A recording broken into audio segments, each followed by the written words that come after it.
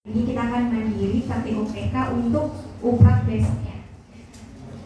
Untuk mekanisme upraknya mungkin briefing sedikit. Nanti kalian dibagi jadi 4 kelas, A1, A2, B1, B2. Tapi bukan pakai yang anak, pakai yang tutor A1, tutor 1 sampai 3, gitu-gitu ya. Kayak waktu praktikum. Nanti pembagian ruangannya menyusul besok. Kalian juga ada uprak mikro kan besok. Insya Allah nanti ruangannya sama. Jadi disesuaikan. Terus untuk soalnya itu kemungkinan ada pilihan ganda, isian, uraian singkat itu mungkin aja ada. Jadi tetap dipelajarin aja. Terus untuk mandiri hari ini mungkin hanya membantu kalian sedikit untuk belajar bersama, tapi selebihnya nanti kalian belajar lagi dari modul kalian sama dari PPT kuliah. Oke? Nanti selama mandiri kalau ada yang ingin ditanyakan boleh banget langsung angkat tangan aja, atau kalau mau dikumpul di akhir juga nggak apa-apa. Udah dimengerti semuanya? Oke, kita mulai ya. Oke, pertama sini ada aplikasi, nggak dong, bercanda. Oke, selanjutnya di sini ada materi pertama, ada pengambilan sampel. Pada kata yang bertugas dipersilakan. Oke, kita mulai dengan pengambilan sampel urin. Bisa di-next. Pada pengambilan sampel urin ini ada metode dan juga waktu pengambilannya. Untuk metode yang digunakan pada pemeriksaan urinalisa ini kita menggunakan metode yaitu namanya midstream clean catch atau namanya urin tengah.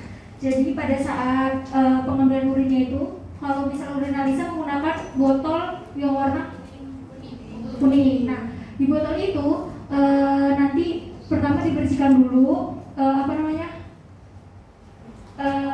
area sekitarnya. Terus itu urin yang pertama kali keluar itu jangan langsung ditampung, ditunggu dulu, baru di urin yang tengah baru dimasukkan ke dalam botol. Terus urin yang terakhir juga jangan ditampung, jadi yang dipakai di urin yang pertengahan. Untuk waktu pengambilannya ada 3, pada pagi hari, sewaktu, dan juga berdasarkan waktu. Untuk di pagi hari ini urin pertama kali pada saat kalian bangun pagi itu urin yang diambil. Terus yang kedua, untuk sewaktu ini pengambilannya tidak berdasarkan waktu, jadi acak aja waktunya, terserah. Terus kalau misalnya berdasarkan waktu dibagi lagi jadi 2, urin 24 jam atau urin tampung, jadi urin yang ditampung dalam tabung. Terus yang kedua ini urin postprandial, jadi pengambilan urinnya 2 jam setelah makan. Oke, kita lanjut pemeriksaan yang pertama yaitu makroskopis.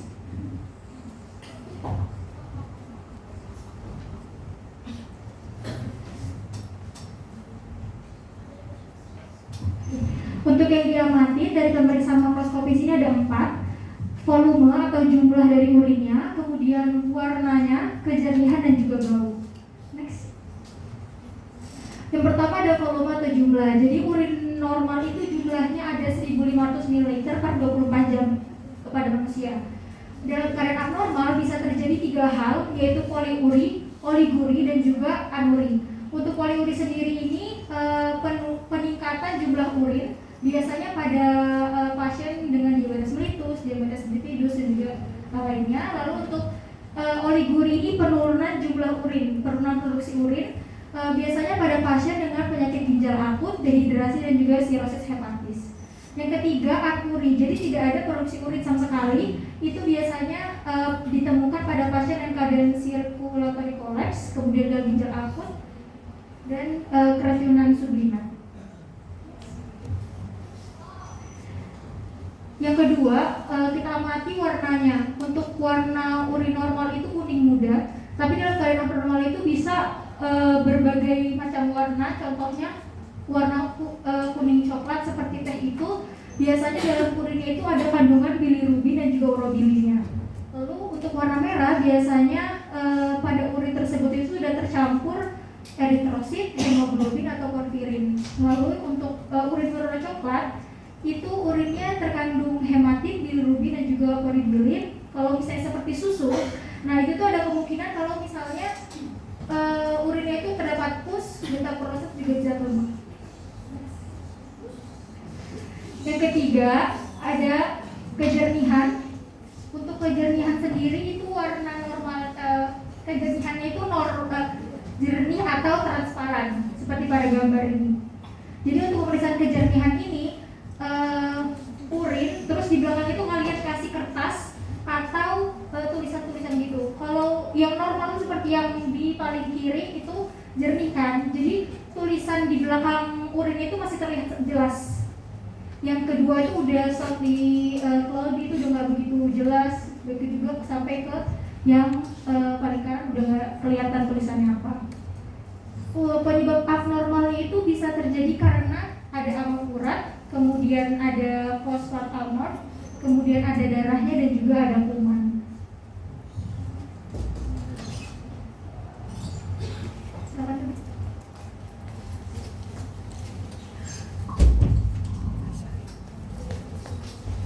Oke, untuk pemeriksaan selanjutnya itu dari baunya. Normalnya itu baunya tidak keras, tapi kalau misalnya udah beberapa lama itu terdapat bau amonia. Untuk abnormalnya, pada kondisi abnormal ini kalau misalnya kalian tercium bau manis itu berarti ada asetonnya, kalau misalnya bau busuk berarti ada kumannya. Oke, bisa dilanjutkan. Oke, selanjutnya ini ada pemeriksaan dipstick atau cari celupnya. Untuk pemeriksaan dipstick atau cari celup ini sebenarnya itu dia kayak memeriksa zat kimia yang ada di urin kita. Nah, untuk dipstick dan cari celup ini kayak yang kita praktikumkan kemarin, kita pakai alat dipsticknya. Boleh masuk? Pakai dipstick reagennya. Nah, di dipsticknya itu ada beberapa parameter. Bisa di next, Kak? Oh, sebelum ke parameter-parameternya kita ke prosedur dulu ya. Ini yang kayak kita lakuin kemarin, kayak kita mencelupkan stick reagennya ke dalam urin, kemudian kita tiriskan di pinggir bibir dari wadah urinnya, kemudian kita taruh di atas tisu, kemudian kita amati sesuai dengan waktunya masing-masing. Terus biasanya kalau di rumah sakit atau di klinis nanti kita nggak lihat kayak kemarin teman-teman, kayak nggak dihitung per detiknya masing-masing, kita masukin ke alat otomatiknya gitu, jadi kayak nggak dilihat secara tradisional kayak kita lakuin. Tapi nanti di uprak kalian kemungkinan besar akan pakai parameter yang ada di botolnya itu. Nah, tips lagi buat soal uprak, biasanya dokternya itu kayak ada nunjukin satu stick reagen yang emang udah ada perubahan warnanya, terus minta kalian sesuaikan sama parameter aslinya, terus kalian interpretasi dia itu masuk kayak kalau glukosanya +1, +2, atau +3.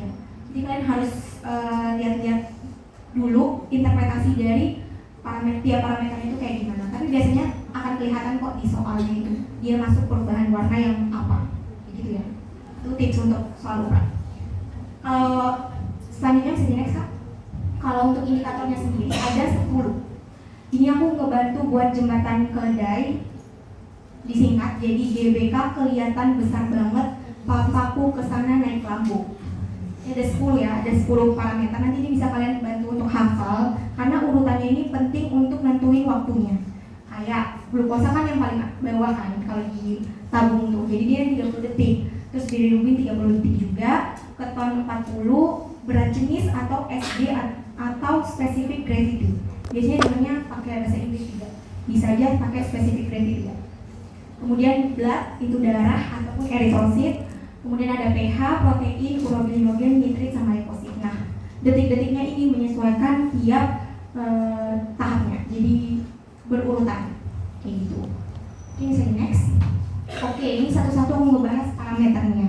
Nah, sebenarnya tiap parameter itu ada prinsipnya masing-masing.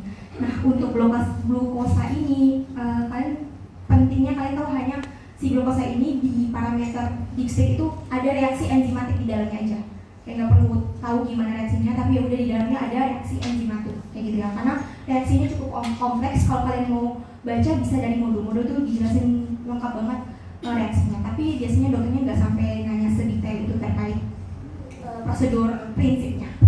Terus kalau di glukosa ini bisa ada sumber kesalahan, bisa ada negatif palsu atau positif palsu. Nah, di positif palsu ini bisa aja dari sisa deterjen ini dimaksud dari tampungan urin itu. Botolnya itu bisa aja kalau bekas pakai, terus pernah dicuci, atau mungkin dari bahan zat yang ada di dalam botolnya itu bisa mengakibatkan positif palsu dari pemeriksaan urin itu. Terus kalau rendah palsu ini biasanya dari vitamin C. Nah, ini bisa dari yang kita makan sama obat salisilat yang bisa kita minum. Kalau ada contohnya ada penyakit lain terus dia ada minum obat salisilat, itu bisa mengakibatkan rendah palsu dari pemeriksaan glukosa. Jadi next. Oke, yang berikutnya bilirubin. Nah, balik lagi prinsipnya itu dia tuh pada intinya semua parameter ini berhubungan dengan perubahan warna yang ada di sticknya. Jadi kita menilai bagaimana ada perubahan warna yang mengakibatkan hal itu terjadi. Nah, biasanya itu ada buffer asam atau buffer basa di tiap bantalan stick itu. Nah, akhirnya kalau dia bertemu dengan beberapa parameter yang kita periksa, contohnya ini bilirubin, itu dia bisa perubahan warna dari red ke violet azul. Itu aja yang perlu kalian tahu. Terus, kalau untuk bilirubin ini sumber kesalahannya itu kalau dia minum obat namanya penazopiridin, dia bisa mengakibatkan positif palsu. Kalian hafalnya kayak gitu aja, kalau minum obat ini mengakibatkan positif palsu. Terus negatif palsu kurang lebih sama kayak glukosa tadi. Kalau kita minum vitamin C kebanyakan, sama kalau ada nitrit di dalam urin kita. Nitrit kan nanti ada parameter sendiri ya yang nitrit. Tapi kalau di dalam urin kita itu tinggi nitrit, itu bisa mengakibatkan negatif palsu dari si bilirubin.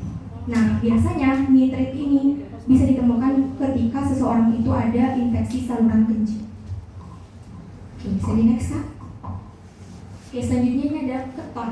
Keton ini berhubungan dengan bagaimana urin itu dipadatkan. Jadi ini berhubungan dengan fungsi ginjal si keton ini. Nah, prinsipnya kalau lagi-lagi ada buffer yang ada di stick itu ketemu sama keton atau sodium nitroprusid yang ada di urin kita, bisa mengakibatkan perubahan warna menjadi violet. Ya, yang perlu kalian hafal perubahan warnanya. Terus untuk kelebihan dari pemeriksaan pakai dipstick keton ini, dia bisa mendeteksi sensitif terhadap acetoacetic acid dan aseton. Ini adalah jenis-jenis keton. Jadi keton itu ada banyak. Nah, pakai dipstick ini bisa sensitif atau bisa mendeteksi dua itu. Tapi kekurangannya dia nggak bisa mendeteksi dari adanya beta hidroksibutiric acid. Jadi kalau ada keton beta hidroksibutiric acid ini nggak bisa mendeteksi pakai dipstick. Jadi next. Oke, selanjutnya berat jenis atau specific density. Kalau ini kalian biasanya keluar nilai normalnya. Nilai normalnya jadi dihafalin nilai normalnya. Kemudian kalau ada berat jenisnya itu tinggi di urin kita, itu disebut hiperstenuria. Kalau rendah disebut hipostenuria. Sebenarnya gampangnya kayak ya udah kalau hiper tinggi kan, kalau hipo ya rendah. Gitu ya. Stenurianya dihafalin aja. Terus itu tuh bisa disebabkan oleh beberapa hal. Kalau contohnya dia ada hipostenuria, itu bisa disebabkan kalau ada hipertensi sama ada penurunan jumlah kalium, karena ini berhubungan dengan fungsi ginjal tadi. Terus kalau yang berat jenis tinggi itu bisa disebabkan karena dia ada diare sama ada diabetes mellitus. Kemudian untuk sumber kesalahannya ini, kalau di dalam urin kita itu ada tinggi akan protein, kayak proteinnya tuh bisa sampai 100 sampai 750 mg per desiliter, itu bisa menyebabkan ketoacidosis atau berat jenisnya ini cenderung meningkat atau tinggi palsu tadi. Jadi sebenarnya bukan ketonnya yang tinggi, proteinnya yang tinggi di dalam urin, tapi bisa mendeteksi ketonnya ikut tinggi. Next. Oke, selanjutnya blood. Blood di sini biasanya eritrosit. Kalau kalian ingat di pemeriksaan kita kemarin itu, yang kalau di tengahnya ada bintik-bintik hijau di sticknya. Nanti kalian lihat lagi di laporan kalian ya, hasil praktikum kalian. Nah, dia prinsipnya itu mendeteksi hemoglobin atau mioglobin atau sel darah merah lainnya yang ada di urin kita. Nanti akan ada perubahan warna dari hijau ke biru atau bisa aja ada bintik-bintik hijau aja, nggak sampai berubah total tapi hanya bintik-bintik hijau. Kemudian untuk sumber kesalahannya itu bisa aja positif palsunya itu dari kontaminan. Kontaminan ini dimaksud sebenarnya dia itu nggak ada darah, tapi contohnya orangnya yang sedang diperiksa ini lagi haid, lagi menstruasi, itu bisa aja itu sebenarnya kan bukan darah dari saluran kencingnya ya, tapi jadi positif palsu kayak gitu. Kemudian negatif palsunya kalau dia minum obat kostopril, karena obat ini bisa nyebabin mengikat si sel darah merahnya sehingga nggak keluar sebagai sel darah merah di urin kita. Gitu. Jadi yang harusnya dia ada di urin, tapi karena ada si captopril ini, jadi nggak kelihatan pas diekskresikan oleh ginjal. Oke, lanjut ada pH. pH ini konsepnya kayak lakmus. Kalau kalian di SMA praktikum kayak lakmus gitu prinsipnya. Jadi kombinasi antara indikator methyl red sama bromothymol blue. Kemudian kalau sumber kesalahannya ini biasanya karena terlalu lama urinnya itu kita ambil sejak kita pengambilan sampel tadi sampai kita pemeriksaan itu terlalu lama, itu bisa mengakibatkan positif palsu tadi. Karena pH-nya itu bisa meningkat, yang awalnya memang dia nggak basah tapi karena didiamin lama bisa positif palsu, bisa jadi basah. Karena prinsipnya kalau urin itu dibiarkan lama jadi semakin bau kan. Nah, baunya itu karena ada amonia tadi, yang urea berubah menjadi amonia. Terus nilai normal dari pH ini juga harus kalian hafalin. Next. Oh ya, mohon maaf, ini kita revisi ya teman-teman, yang nilai normal urin ini jangan pakai yang PPT, pakai yang di modul, diganti jadi 4,6 sampai 8 ya, itu yang dipakai. Oke, selanjutnya ini protein.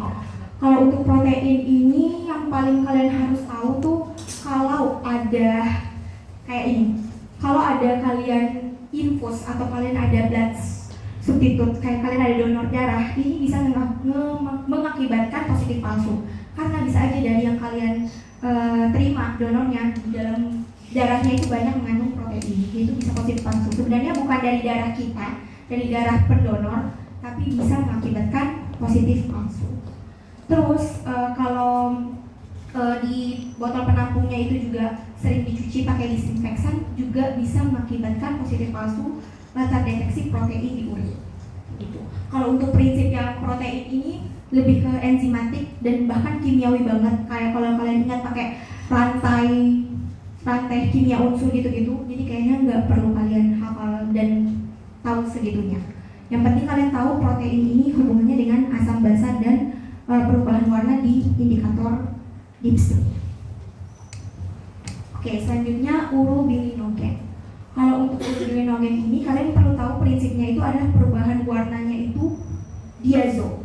Jadi kalau ada urobilinogen di dalam urin kita itu bisa mengakibatkan perubahan warna merah diazo. Itu prinsipnya.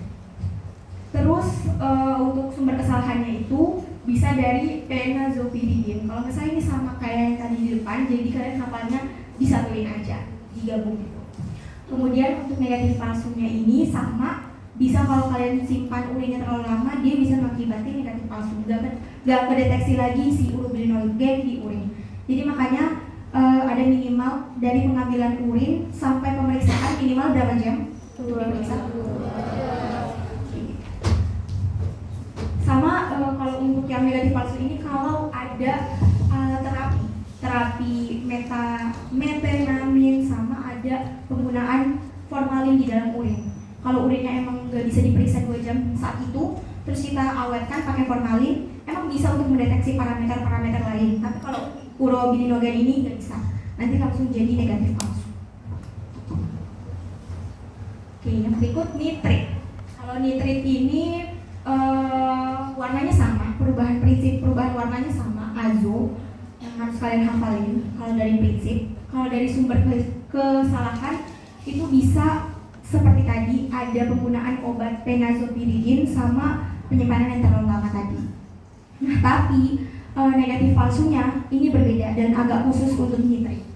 Si nitrit ini kalau diinkubasi di kandung kemih kita terlalu lama, itu bisa mengakibatkan negatif palsu. Maksudnya apa? Kayak kita nahan pipis, itu kan kita udah ngerasa di kantong kemih kita udah penuh, tapi kita nahan. Nah, di situ bisa aja nitrit yang ada di urin kita tuh udah teroksidasi sama zat-zat lainnya sehingga udah gak kedeteksi waktu keluar. Sebenarnya dia ada nitrit di urinnya, tapi karena kita tampung terlalu lama, jadinya pas kita periksa gak ada nitrit. Jadi next. Yang terakhir ini leukosit. Untuk leukosit sendiri ini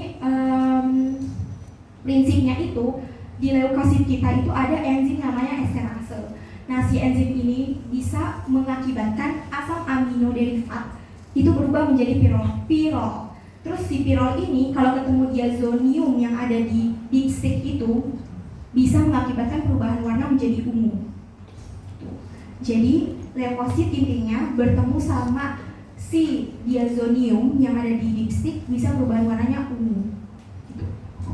Terus untuk sumber kesalahan dari leukosit ini ada penggunaan beberapa obat kayak cephalexin, cephalotin, tetracycline sama vitamin C itu bisa mengakibatkan rendah palsu atau negatif palsu.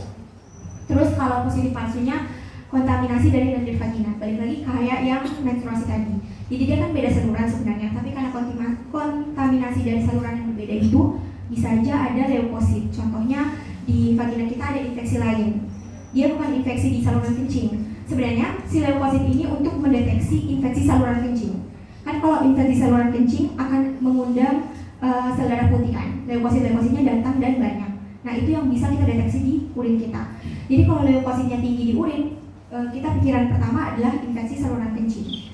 Tapi kalau infeksinya itu di saluran lendir vagina ini, berarti dia bukan nggak masuk dalam saluran kencing kita. Jadi kontaminasi dari lendir vagina ini bisa mengakibatkan positif palsu. Bisa di next. Oke, untuk dipsticknya udah selesai, dilanjutkan ke pemeriksaan mikroskopis.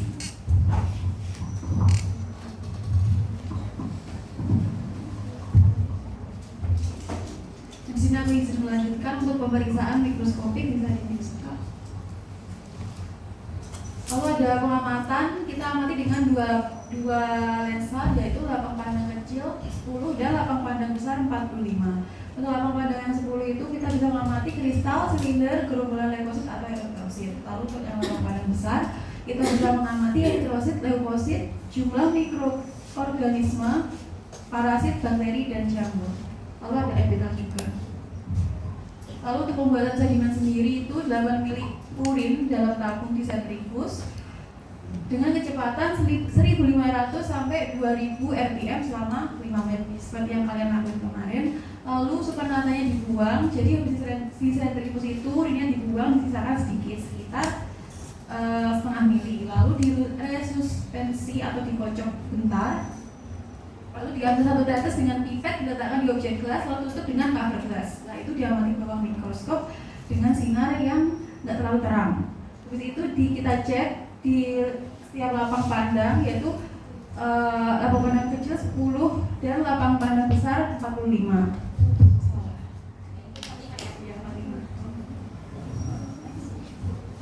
Lalu ini untuk gambaran mikroskopik dari eritrosit. Mungkin bisa ini nggak jelas, bisa dilihat di tab kalian atau HP kalian. Terus cirinya dari eritrosit itu seperti donat, jadi pinggirannya itu agak tebal, lalu tengahnya itu cekung. Cekungannya itu namanya sentral polar. Lalu leukosit ini lebih besar daripada eritrosit. Jika nanti kalian pas ukuran ini ditampilkan gambar yang barengan leukosit sama eritrosit, kalian bisa ingat-ingat kalau leukosit itu lebih besar daripada eritrosit. Dan leukosit itu dalamnya itu nggak kopong, tapi dia itu ada isinya. Lalu ini kalau yang gambaran kotor-kotor seperti batang-batang itu bakteri. Jadi di dalam urin nanti ditemukan ada banyak bakteri. Lalu bisa dilihat sendiri, eritrosit itu lebih bening, lalu leukositnya itu ada inti-intinya. Lalu ditemukan juga ada silinder. Di sini ada silinder hialin. Ini sama atas bawah. Silinder hialin itu agak transparan. Lalu silinder eritrosit, jadi silinder eritrosit itu silinder yang di dalamnya itu mengandung banyak perkumpulan dari eritrosit. Lalu ada silinder leukosit sama seperti eritrosit, jadi dia itu leukosit yang tergabung. Lalu ada plasmid granular sama finely granular, tapi yang kayaknya nggak terlalu dibahas. Kalau untuk kristal bisa dihafalin aja bentuk-bentuknya. Kalau uric acid itu seperti tabung, lalu oksalat itu kayak ketupat, gelang ketupat. Lalu triple phosphate itu kayak segitiga. Ini bisa kalian lihat sendiri. Kalau yang abnormalnya itu ada bilirubin, kolesterol, kristin, leusin, tirosin, sulfat, asiklovir, sama iminafir.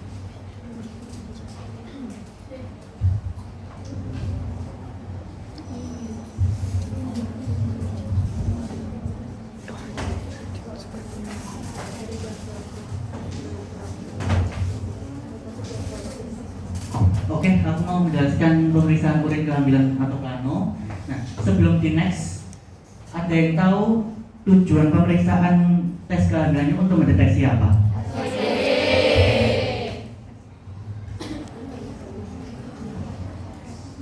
Nah, untuk tes kehamilan ini kan untuk mendeteksi adanya hormon HCG atau human chorionic gonadotropin. Nah, untuk pengambilannya itu waktu pagi hari. Kenapa? Soalnya waktu pagi hari ini HCG ini akan lebih banyak kadarnya dibandingkan di waktu-waktu yang lain. Karena juga pagi hari ini juga kan kayak kalian itu kan tidak ada asupan cairan sama sekali, tidak ada asupan makanan sama sekali. Jadi urin itu dalam kondisi basal, jadi sehingga hormon atau zat-zat yang terkandung itu lebih akurat, lebih banyak. Lalu untuk metode pemeriksaannya itu sebenarnya ada dua, ada aglutinasi latex sama imunochromatografi atau tespek yang sering kita gunakan. Nah, kenapa kok kita lebih memilih imunochromatografi? Itu karena tingkat sensitivitasnya atau bisa dibilang tingkat keakuratannya itu lebih tinggi daripada yang pertama ini. Jadi maksudnya itu tes ini itu bisa mendeteksi HCG itu dengan kadar yang lebih rendah, dan juga prosedurnya itu lebih mudah dilakukan. Bisa di next. Oke. Sekarang langkah-langkah pemeriksaannya simple banget. Pertama, pastinya urin dimasukkan ke dalam tabung dulu, tabung reaksi dulu atau sebuah wadah. Next. Terus stick planonya itu dicelupkan selama 10 sampai 15 detik saja, dulu. Dan bisa ditunggu selama 3 detik baru bisa dilihat hasil zat-zatnya itu. Next. Nah, ini untuk interpretasi. Di sini ada dua garis. Yang pertama itu ada control line, yang kedua ada test line. Nah, control line itu digunakan untuk memastikan adanya urinnya itu sudah meresap di tespeknya. Jadi kalau misalkan control line-nya itu tidak nyala, tidak muncul, itu berarti dari tespeknya sendiri itu ada kerusakan atau expired. Nah, kalau test line ini yang baru bisa mendeteksi apakah dia positif hamil atau tidak. Nah, kalau semisalkan dia invalid itu bukan karena kemungkinannya itu karena rusak, tespeknya karena rusak, atau bisa juga karena dari urinnya. Nah, kalau misalkan dari urin itu biasanya akibat dari misalkan ada kehamilan kimiawi atau habis mengkonsumsi obat-obatan, jadi bisa mengubah kandungan dari urin tersebut. Oke, bisa next. Nah, oke, apakah ada yang ditanyakan dari mandiri kali ini?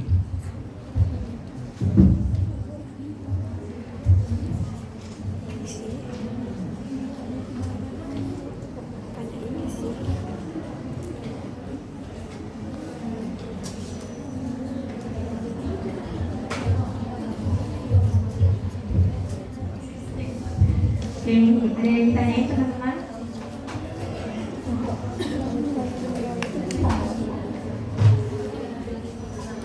Cepat kan ya, mandiri. Oke. Oke.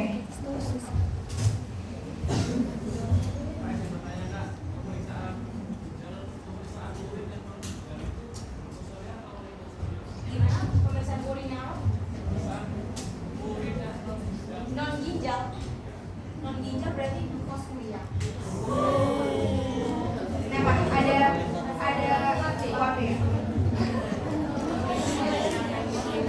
Glukosuria. Iya. Iya kan diabetes.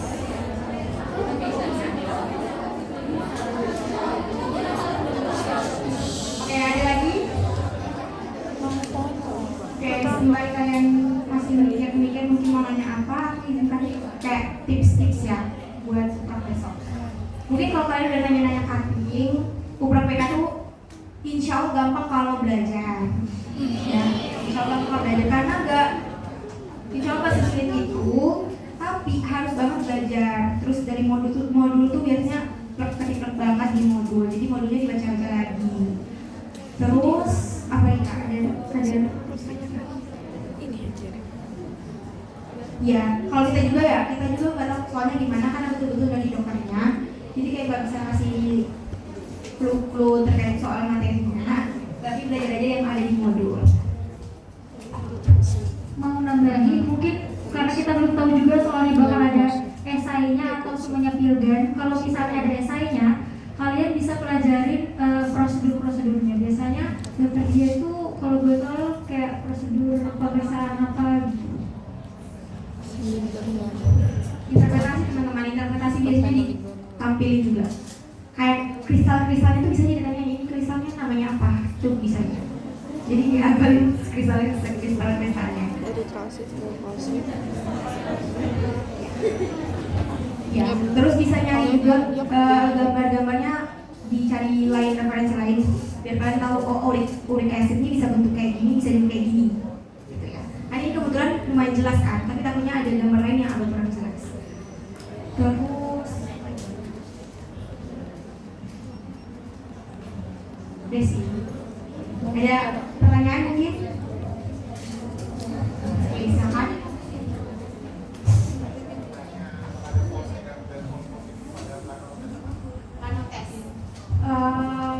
Setahu ya, kalau aku menurutku kayak jarang banget adanya, karena kan kalau si plano tes itu ngecek HCG kan. Nah, HCG itu emang datangnya dari perempuan hamil, jadi biasanya kalau untuk false positif jarang banget. Apalagi kalau test pack-nya itu udah tinggi banget akurasinya. Tiap test pack itu, tiap produksi pabrik itu beda-beda teman-teman. Ada yang akurasinya yang tinggi banget, ada yang akurasinya emang biasa aja. Nah, bisanya false negatif kalau memang akurasinya agak kurang tuh. Mungkin HCG-nya cuma sedikit. Si test pack ini bisa mendeteksi, contohnya bisa mendeteksi kalau ada 5 HCG, 5 hormon itu. Tapi karena test pack-nya akurasinya cuma bisa mendeteksi 3, bisa aja false negatif gitu. Semua tergantung akurasinya. Makanya biasanya kalau ibu hamil itu periksa beberapa jenis tes. Ini ada tambahan dari kalian. Yang false negatif juga itu bisa memang karena alatnya sendiri, entah sudah expired atau kemungkinan dari test pack-nya. Jadi kalau misalnya test pack itu memang diusahakan lebih dari satu alat untuk mencegah adanya false negatif atau false positif tadi.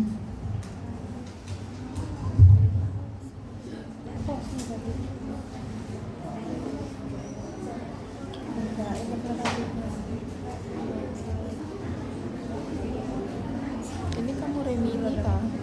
Kamu Remini kah? Sama yang kalau false positif itu biasanya dari proses prosedurnya teman-teman. Kalau kalian celupinnya melewati garis batas max-nya itu biasanya bisa false positif. False negatif. Jadi garisnya tinggal satu aja yang harusnya bisanya positif. Dari prosedur dan langkah-langkahnya juga menentukan. Ada lagi? Oh, oke. Tadi kan katanya ada bocoran kalau misalnya kemungkinan dokter itu kayak nunjukin lipstick, habis itu kayak interpretasi itu berarti foto lipsticknya atau? Iya, biasanya itu kayak ada lipstick yang diperiksa sama ada parameter tabungnya itu. Terus kalian diminta interpretasi ini dia masuk yang mana. Jadi kalian harus tahu banget yang paling bawah itu glukosa, terus habis glukosa apa itu tuh penting banget karena nanti dia pakai jembatan keledai yang aku buat tadi atau kalian mau buat jembatan keledai lainnya boleh yang mempermudah kalian menghafalnya. Jadi bisa aja di sticknya itu mereka dokternya nggak bilang berat kayak kotak yang ini, lampu yang ini interpretasinya apa enggak. Dia cuma bilang kayak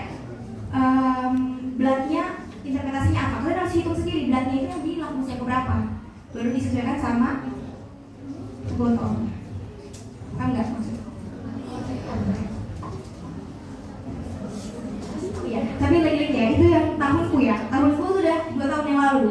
Jadi aku nggak tahu lagi soal beliau tahun ini itu seperti apa. Jadi kalian tetap pelajarin aja. Oke, ada lagi? Bisa aja ditanyain semua tapi beda-beda nomor. Kan gitu bisa aja. Oke, kalau udah nggak ada,